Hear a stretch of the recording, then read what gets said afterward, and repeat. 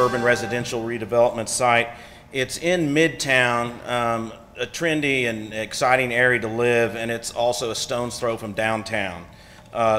In case you don't know, Barnard Elementary was there at that site before it burned down in 2010.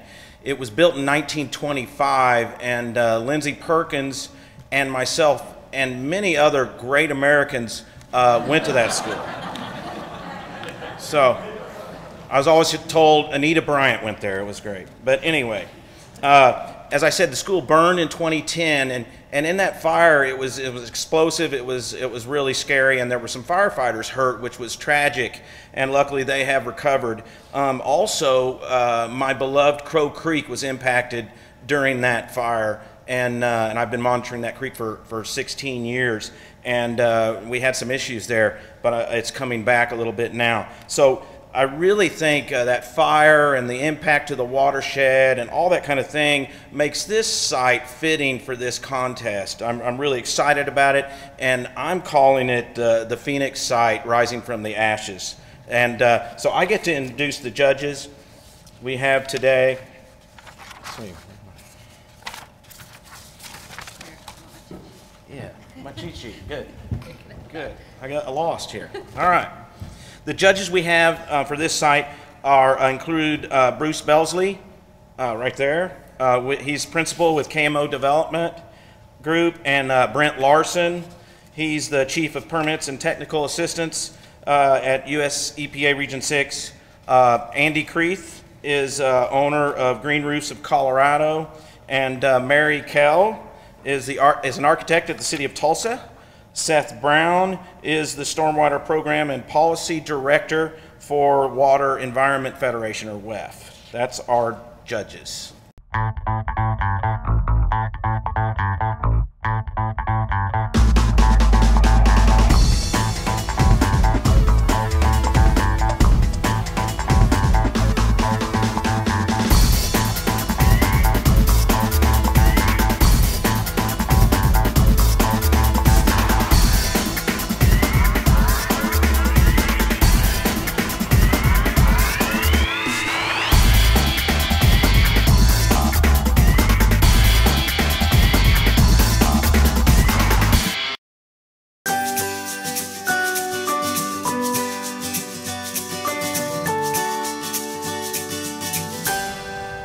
Let's not minimize impacts of a development on a site.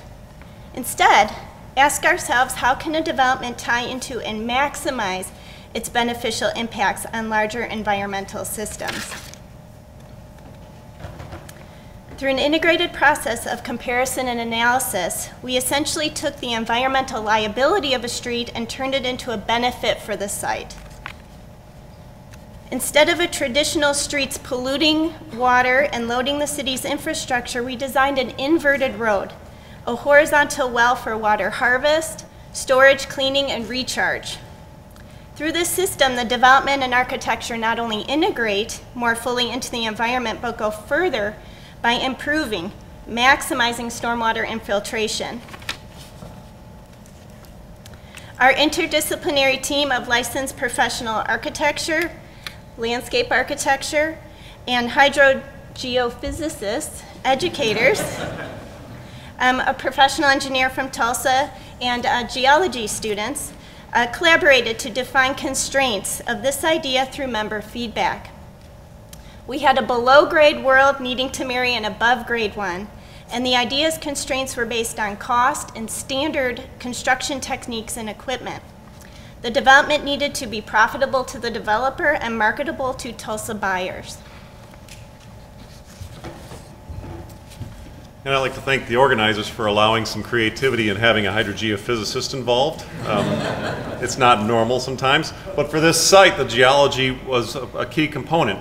There's 3 actual rock types across one small site, and it causes some issues. In one, that it drains very poorly, and number 2, that there's some really steep topography that would lead you to think about dividing the site into a couple different zones due to some of the issues with trying to build there. And so we had to think about that, and so we went through a lot of different combinations built around the different disciplines of what ways we could deal with this site and come up ahead. Our desired design at the end, we needed to have some fill to be able to deal with the topography to make it an integrated single site instead of 2 sites in order to maximize the economics, because there was people on the team that says you've got to be able to sell these things. And as a geologist, I don't have to worry about selling houses. I usually just have to keep them standing. So instead of just thinking about supporting a house, we had to think about how to plug into that nature and be able to get into that geology and work it right. And our design allowed us to make it a single site that was an integrated neighborhood where the city didn't have to assume responsibility for any parklands. The other thing with this road that we built, the exact amount of earth that we had to move in order to accommodate that was the volume of our cisterns, which would take in 1 inch of water for us. And we built that such that it would take the water off the roofs and the water off the roads. We kept that separated, but it's plumbed together so that we can deal with the stormwater runoff of any huge event, but that we can maintain the water from the yard so that we can actually have a well in that system so people can water their yard with their rainwater and be able to use that instead of bringing it in from the outside. And it's all part of that same integrated system. On a little bit bigger scale, we also plugged into the ground further, not just with the cistern and street system, but also with ground source heat pumps to use the ground as also our temperature regulation facility and be able to really plug into the entire design and make it a very consistent design across the site that plugs into the property as opposed to having to use a lot of resources from off-site or pump a lot of resources off the site after you're done. In terms of our runoff calculations, we determined that we can take in that 1st inch without any problem, and for a large storm event, instead of trying to meet down to a grassland level, which would be something like a 7 CFS event, we would, under normal development, we would go up. A number of our different designs worked for different ways, and we settled on one that would bring us down below the natural standard. So upon completing our analysis of the underground, we wanted to check the viability of our plan above ground. And to do that, we used a development matrix. And in doing so, we evaluated the metrics of cost reduction, market value measures, low impact development, as well as neighborhood design, 21st century improvements, and a few other things along the way.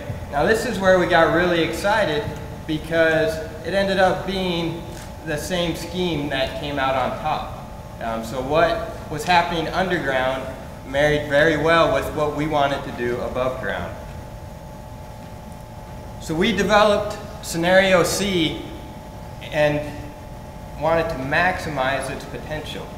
And to do that architecturally, it resulted in 2-story homes that had 1,200 square feet footprints, contextual craftsman architecture to make it marketable in the community, as well as familiar construction methods to help keep those costs down. Now these designs also maximize the north-south orientation, passively control daylight, as well as relate to the exterior spaces. Each lot utilizes the 3 closed-loop ground source heat pumps, again to integrate the full system and look beyond the LIDs as well. Now large overhangs and concrete tile roofs also help to feed those cisterns that we created underground and keep them wet and functional. Now permeable paving flows throughout the site, again capturing as much water as possible.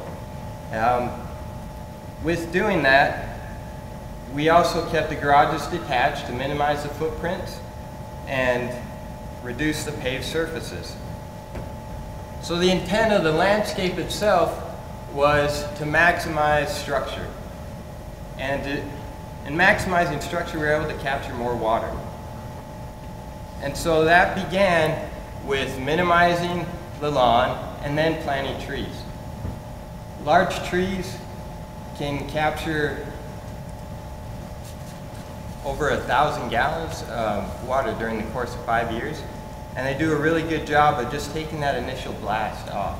So a simple planting a tree, which is a great thing for Tulsa being a tree city, and it works very well. The next step was to amend the soil and create more organic soil contact.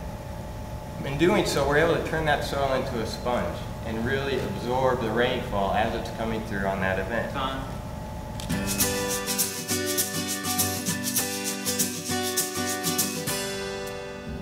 On the groundwater side, there's not much regulation in the state of how to deal with a recharge structure. There's only been some experimental things done in areas with really poor water quality. And so there hasn't been a lot of state level thought about how to code that and make sure that we're not impacting things. So we've made sure that the elevations that we went to treated it as a surface structure versus making it into a ground structure. And that was some of the things we had to consider, but that's some place where the state might want to think about what's going to move forward with some of these LID type approaches.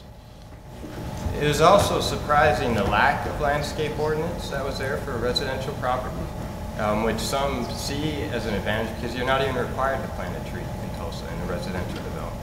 And so a simple suggestion would be including that requirement. My question revolves around cost. Did you do cost comparisons to develop this way versus traditional? We did. One of the architects on our team did that, and so we do have a little summary here. Essentially, like in many situations, you have an initial investment, but based on energy cost savings from geothermal and the concrete tile roofs, for example, you actually got a 7% rate of return over 20 years. And savings from the community stormwater detention, the cistern system that we have, you can actually get a 5% rate of return over 20 years.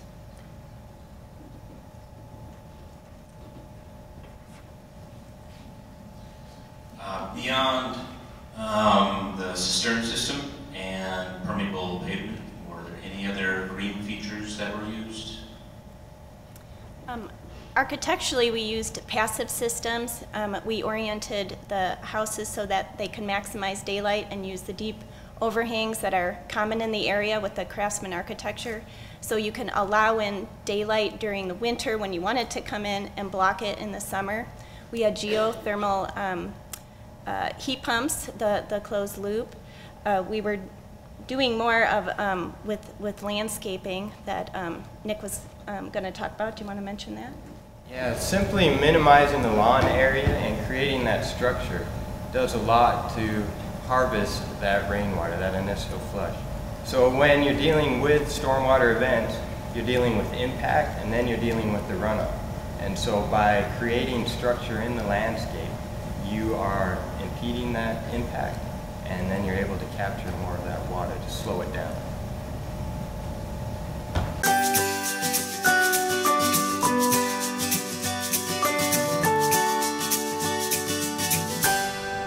So I'm Kevin Gustafson with Howland Van Kuren, and this is Daniel Ashbaugh with Keithlon Engineering.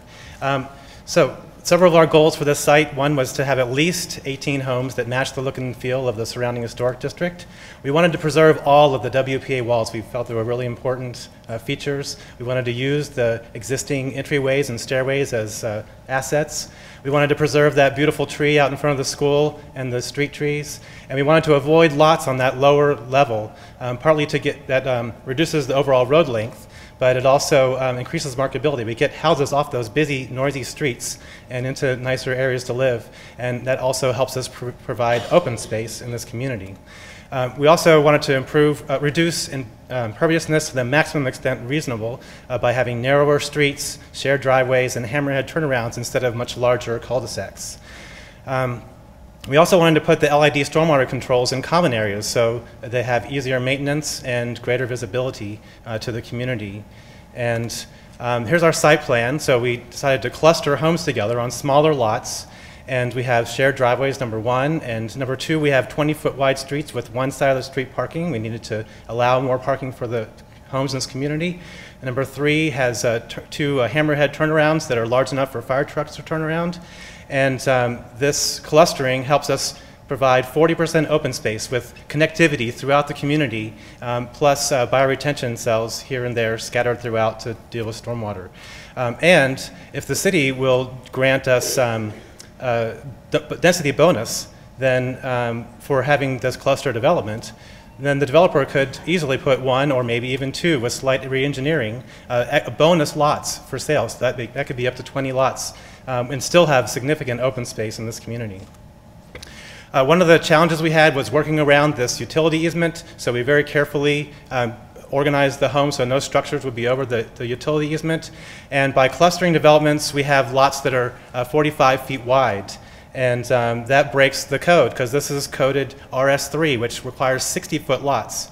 The conventional development here actually shows 50-foot lots, so they were obviously planning on some sort of variance. The adjoining properties in that street have houses from 40 to 50 feet wide, and so we went with a medium value of 45 for our LID design to match the neighborhood. And breaking this code is no problem because if you get a PUD, that allows greater flexibility, especially if you're going to preserve meaningful open space or be compatible with the adjoining properties. And the small area plan that was adopted for this year says they support open space as part of the redevelopment of the Barnard site. And so there should be no problem getting that approval by the city with this design. Additional code challenges, we break a number of other rules, but we can easily adapt our design. So for example, the 20-foot street is not allowed, but we can easily, since it's adjoining a park, we can easily eat up 6 foot of that space and really not change the design to any great extent. We have to meet that code. The historic neighborhood, we've aligned all the houses up on 17th Street and 17th Place with the adjoining houses, and the ones that are north-south line up with the houses just north of them. We've used attached garages on all of the lots except for along 17th Place because the wall prevents people coming in from 17th Place. So we used a home that was approved in the Swan Lake Historic District that has a rear attached garage as an example of how this could look. The park in the central area, we preserve the iconic tree and we envision a community garden that's open to the entire community. And we also, in the eastern area, we have a variety of recreational features that are available, an arch entryway into the northern park that looks kind of like the school entryway, and a flagpole and the monument that are on site can be moved to just inside the park entryway, and it honors the school and the history of the site. We're preserving all of the WPA walls, and you can see there just south of the entryway that that's now a seating area looking over a playground. So we're taking and making the advantage out of those. Sorry. So the plan for the park is to use this, to have the developer donate it to Land Legacy, and they will, they're interested in urban parks, they will raise the funds, develop it, and manage and maintain in perpetuity. They say, I talked to them, they said this is a strong candidate for a number of reasons, and it could have a tax benefit savings of $160,000 for the developer. And the public's going to love this plan for all the things I mentioned. Yes. For marketability, so many of our houses are arranged around green spaces and the community garden. We imagined that the developer is going to get a net increase of profit of $500,000. That goes up to about $700,000 if you throw in the 2 bonus lots there, though you get rid of the community garden. Our stormwater design, we're using a combination of biosphales, bioretention, pervious pavement, and there's an extremely awful existing drainage system there. We are hoping that we can somehow utilize that, though I don't know when it was installed. And we're taking water off the street. Yes, and we're taking water off the street to treat that as well. There's so much less concrete that our construction costs, we're going to save about $100,000 that way as well, which allows us to spend more money on pervious pavement and the bioretention and general landscaping of the area. Storm flow reduction, we accomplished that through all of the storms, going about 10% to 15% below treating it as just a grassland. Crow Creek is ODEQ, impaired waters. We are treating it. It's mostly fertilizer, pet waste, and hot water. And so, through bioretention, you're going to cool down your water. You're going to take out all of those pollutants.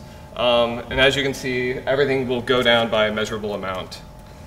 So the plants we're going to use for bioretention will be low-maintenance native plants that remove pollutants effectively and withstand the dry and wet periods that are necessary for these systems. The rest of the landscaping we plan to use low-maintenance plants as well, low nutrients to reduce those stormwater inputs. And finally, we'd like to have signage and flyers distributed and pet waste stations to help reduce some of the pollutants going into Crow Creek.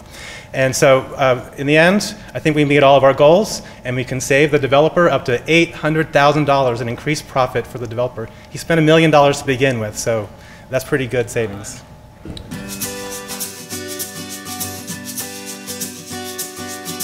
think you covered this, but I just want to make sure. So the maintenance of the park open space that's being taken care of by? That would be Land Legacy. They're a nonprofit organization that preserves urban and rural space, but they have urban parks in downtown. So they would take the property, and the developer gets a tax donation benefit for the value of that property. And with the preserving the walls and how many alumni are there, Barnard Elementary, that would be happy to donate to this cause? So there's one right there. Okay, so and to make this a community space that the whole neighborhood could enjoy. And I have well, anyway. So now, if for some reason that falls through, we could still develop a park for the $100,000 in savings. That would be not this nice, but a minimal park. But to do this whole thing, it'd be about $500,000. So you could still expect to do this wonderful thing, and the maintenance would then have to be through a homeowners association. But I think the land legacy is our key to success here.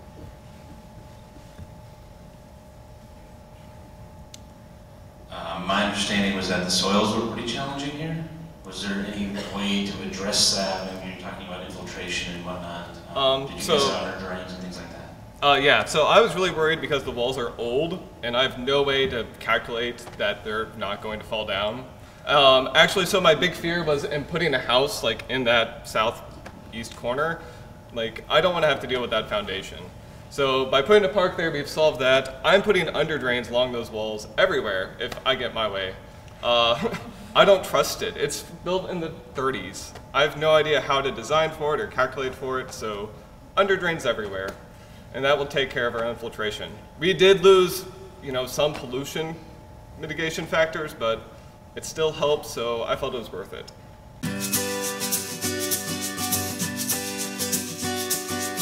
And last but certainly not least, this team actually had the highest score out of all of our teams with a score of 78.48 out of 100 points. Team 0301, Howland Van Kuren, Keithline Engineering, Seltzer Schaefer, and Flanagan and Associates.